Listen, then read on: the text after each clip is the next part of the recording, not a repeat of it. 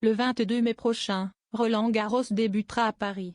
Un événement tout particulier pour Amélie Mauresmo, nouvelle directrice de la comp. Sur le plateau de C'est à vous ce 16 mai, l'ex-joueuse a fait part de sa fierté mais aussi d'un détail qui l'agace particulièrement depuis s'est dotée d'une toute nouvelle casquette qu'Amélie Mauresmo aborde le tournoi de Roland-Garros dont la 121e édition sera officiellement lancée le dimanche 22 en décembre dernier. L'ancienne joueuse était nommée directrice du tournoi, succédant ainsi à Guy Forget et faisant d'elle la première femme à la tête de Si de nombreuses personnes ont souligné le caractère exceptionnel de ce rôle, Amélie Mauresmo ne cache pas qu'elle préférerait les balayer d'un revers de raquette. Sur le plateau de C'est à vous ce lundi 16 mai, Amélie Mauresmo a indiqué si elle était plus que fière d'être directrice de Roland-Garros.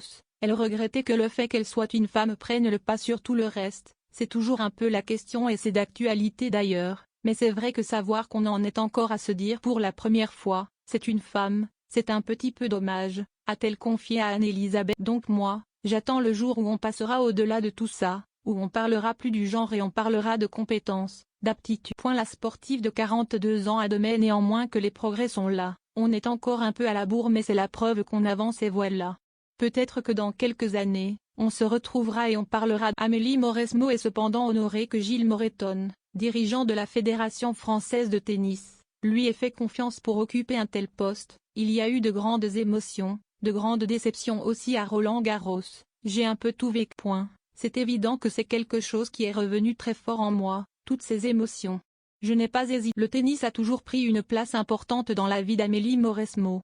D'abord joueuse puis coach, entraîneuse, consultante, ses rôles se sont succédés au sein du tournoi. Le plus beau qu'elle ait pu occuper et qu'elle occupe encore d'ailleurs n'a néanmoins rien à voir avec le tennis, celui de maman d'Aaron, 6 ans et Ayla, 5. D'ailleurs, le quotidien n'est pas toujours de tout repos, c'est plus de challenge que de jouer au tennis avait-elle confié sur France Inter. Ce qui est sûr, c'est que les deux têtes blondes devraient bientôt finir, eux aussi,